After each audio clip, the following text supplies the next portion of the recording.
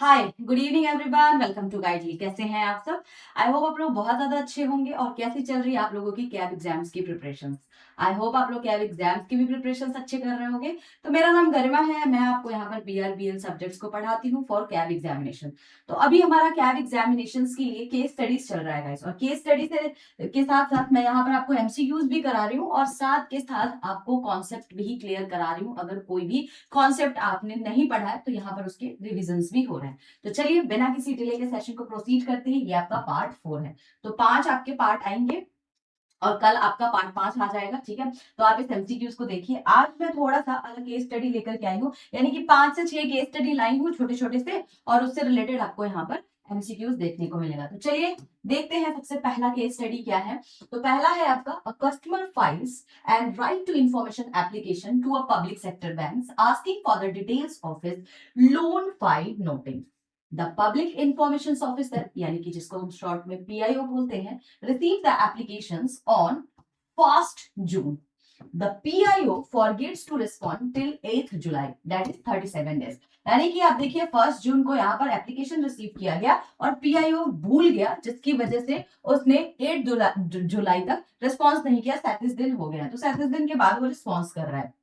The information did not relate to life or liberty. तो ये information relate नहीं कर रहा है टू लाइफ और लिबर्टी। अब इससे रिलेटेड आपको क्वेश्चन दिया हुआ है गाइस। तो ये जो आपका केस स्टडी है ना, किससे है? ये किस तरीके का केस स्टडी है? डिले इन द इंफॉर्मेशन से रिलेटेड ये आपका केस स्टडी है। तो now coming to the question, question number क्या कह रहा है आपसे? What is the status of the RTI request? तो आरटीआई के रिक्वेस्ट का यहाँ पर स्टेटस क्या होगा? Request is deemed refuse, request is still valid, request goes to the third party or no action required. तो इसका करेक्ट आंसर हो जाएगा option number A, request is deemed refuse. क्यों होगा यहाँ पर ऑप्शन 1? क्योंकि क्योंकि यहाँ पर जो नॉर्मल टाइम होता है गाइस रिस्पॉन्स करने का, वो कितना होता है? 30 डेज होता है। लेकिन यहाँ पर पीआईओ को कितना टाइम लग गया? 37 डेज, जिसकी वजह से ये जो रिक्वेस्ट था रिफ्यूज हो गया, डीम्ड रिफ्यूज। तो ऑप्शन ए यहाँ पर क्या हो जाएगा? करेक्ट आंसर हो जाएगा इस क्वेश्चन का। Now coming to the next case study, a whistleblower employee asked for RTI details regarding the CCTV footage showing threat to his safety. PIO received request on 10th of the January. ठीक है, तो यहाँ पर ये case study किसको denote कर रहा है गाइस? तो ये केस स्टडी आपको डिनोट कर रहा है इंफॉर्मेशन रिलेटेड टू लाइफ और लिबर्टी। इससे रिलेटेड ये आपका केस स्टडी है। तो क्वेश्चन नंबर 2 देखिए, with in how much time must the informations be provided? तो कितने टाइम के बाद यहाँ पर इंफॉर्मेशंस को प्रोवाइड करना है? तो क्योंकि ये आपका इंफॉर्मेशन किससे रिलेटेड है? लाइफ और लिबर्टी। तो अगर आरटीआई कंसर्न है टू लाइफ और लिबर्टी, तो उस केस में कितना टाइम लगता है इंफॉर्मेशन को प्रोवाइड करने में? 48 आवर्स के अंदर ही आपको यहाँ पर इंफॉर्मेशन को प्रोवाइड किया जाता है। ठीक है, तो option number B is the correct answer of this question. Next case 3 पे चलते हैं। A customer files RTI to the State Bank of India asking for the details of a housing project approved by state government urban development department. SBI PIO finds that the matter doesn't relate to SBI. ठीक है, तो ये case study क्या कह रहा है? यहाँ पर एक कस्टमर ने आरटीआई फाइल किया, किसको? स्टेट बैंक ऑफ इंडिया को, डिटेल्स मांगने के लिए। किसका? हाउसिंग प्रोजेक्ट, जिसको अप्रूव किया गया है state government urban development department के द्वारा।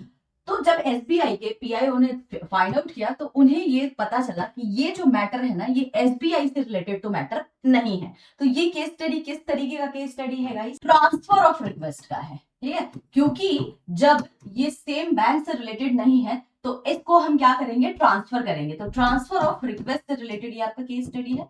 Now coming to the question, what should PIO do? तो इस केस में पीआईओ करेगा क्या? क्योंकि सेम एसबीआई का तो ये मैटर है ही नहीं, तो ऑफ कोर्स इसको ट्रांसफर ही किया जाएगा। तो रिजेक्ट कर देगा रिक्वेस्ट को, ट्रांसफर कर देगा रिक्वेस्ट को विद इन 5 डेज, या ट्रांसफर करेगा रिक्वेस्ट को विद इन 30 डेज, या ask customers to fill new ITR. तो इसका करेक्ट आंसर होगा ऑप्शन नंबर बी, तुरंत इसको ट्रांसफर किया जाएगा 5 दिन के अंदर।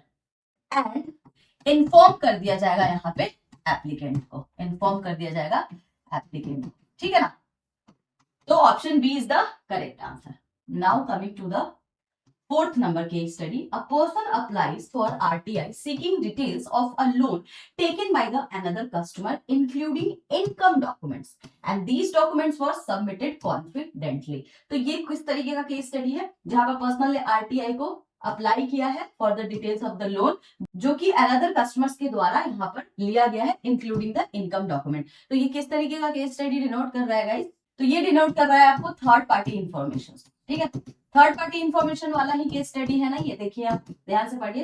ये पर्सन अप्लाई कर रहा है आरटीआई को सीक करने के लिए details of a loan taken by another customer. तो दूसरे कस्टमर्स के द्वारा अगर कोई भी लोन लिया गया है तो उसके लिए अगर कोई पर्सन अप्लाई कर रहा है तो इसका मतलब है वो थर्ड पार्टी इंफॉर्मेशन के रिगार्डिंग यहाँ पर अप्लाई कर रहा है, राइट। तो क्वेश्चन पढ़िए, how should PIO handle this. तो इस तरीके का अगर सिचुएशन आता है तो पीआईओ कैसे इसको हैंडल करेगा? चार ऑप्शंस दिख रहे होंगे। Supply information immediately, reject without informing third party, issue notice to the third party within 5 days, या wait for the 30 days without action. तो सीधी बात है कि अगर इस तरीके का थर्ड पार्टी इंफॉर्मेशन के रिगार्डिंग अगर कोई भी आरटीआई आता है तो उस केस में क्या किया जाएगा? इशू किया जाएगा notice to the third party within 5 days।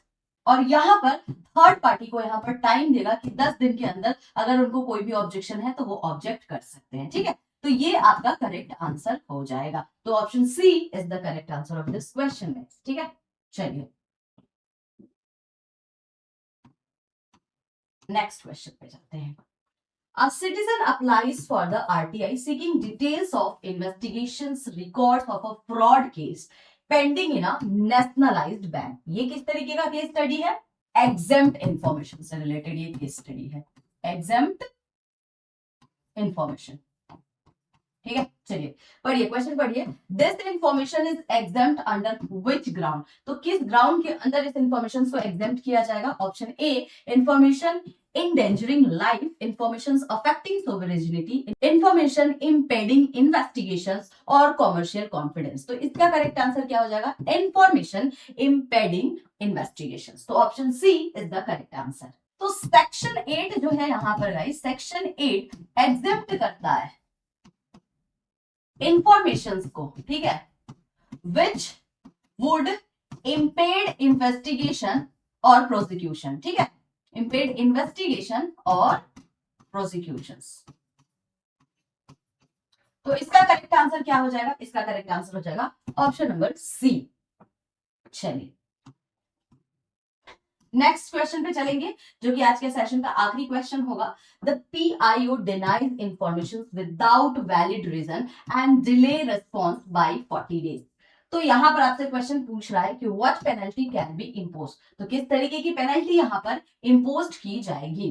तो यहां पर जो पेनल्टी इम्पोज की जाएगी, अगर मैं पर डे के हिसाब से देखूं तो 250 रुपए पर डे अप टू 25,000। तो ऑप्शन बी यहाँ पे करेक्ट आंसर हो जाएगा गाइस। तो पेनल्टी जो यहाँ पर इंपोज होगी ना, इस केस में पेनल्टी इंपोज होती है मिनिमम 250 से लेकर के per day 250 and up to कितना जाता है? मैक्सिमम कितना होता है? 25,000 होता है। तो ऑप्शन बी यहाँ पे करेक्ट आंसर हो जाएगा। ठीक है, तो ये आज का आपका केस स्टडी था गाइस। आई होप आपको ये वाले केस स्टडीज भी समझ में आएंगे। बेसिक था, इजी था। नाउ मैं आपको ये बता देती हूँ, ये जो आपका केस स्टडी था किससे था? मॉड्यूल डी से था और चैप्टर नंबर 32 से मैंने ये केस स्टडी आपके लिए लेकर के आई हूँ। ठीक है, आई होप आपको ये case study exam point of view से भी रेलिवेंट लग रही होगी। इसका पीडीएफ मैं अभी आपको थोड़ी देर में प्रोवाइड कर दूंगी क्लास खत्म होने के बाद ही। तो जो लोग भी नए हैं, जो लोग भी पुराने हैं, जो लोग भी कैब एग्जाम्स की प्रिपरेशन करना चाहते हैं, ये 2 वीडियो है जो बड़ा फ्रूटफुल होने वाला है आप लोगों के लिए, क्योंकि इसमें मैंने पूरी की पूरी डिटेल्स बताई है regarding the cab examinations and regarding my subject. तो बीआरबीएल के सब्जेक्ट्स के बारे में भी मैंने डिटेल बताया है। तो यहाँ पर मैंने कुछ इंपॉर्टेंट टॉपिक्स, इंपॉर्टेंट पॉइंट्स बताए हैं जो आप एग्जाम से पहले पढ़ के जाना, ताकि आप अच्छे मार्क्स से बीआरबीएल को क्लियर कर सको। ठीक है, तो लिंक भी मैंने साथ के साथ प्रोवाइड किया है गाइस। 4 यहाँ पर केस स्टडी मैंने करा दिया है, ये चौथा पार्ट था, 3 ऑलरेडी जा चुके हैं। जाइए जाकर के एग्जाम से पहले सारे केस स्टडी को देखिए। कोई भी डाउट होता है तो आप मुझसे पूछ सकते हैं। नए हैं, टेलीग्राम चैनल को ज्वाइन कर लीजिए, ताकि वहां पर हर चीज आपको टाइमली मिलती है, चाहे वो पीडीएफ हो, चाहे कोई भी इंफॉर्मेशन हो। मेरा नाम गरिमा है, कोई भी डाउट होगा तो आप मुझे टैग करके टेलीग्राम पे भी मुझसे पूछ सकते हो। पर्सनली भी टेलीग्राम पे आप मुझसे कनेक्ट कर सकते हो। ठीक है, नए हैं तो यूट्यूब चैनल को लाइक शेयर सब्सक्राइब करके जरूर जाइएगा, बेल आइकन प्रेस कीजिएगा ताकि हर चीज की टाइमली नोटिफिकेशंस मिले। काफी सारे इंपॉर्टेंट टॉपिक्स के मैं अभी सीरीज लेकर के आने वाली हूँ बीआरबीएल से रिलेटेड, तो डेफिनेटली आप लोगों को जुड़े रहना है। यूट्यूब चैनल से भी और टेलीग्राम से भी। आज के लिए इतना ही है guys. Bye bye and take care.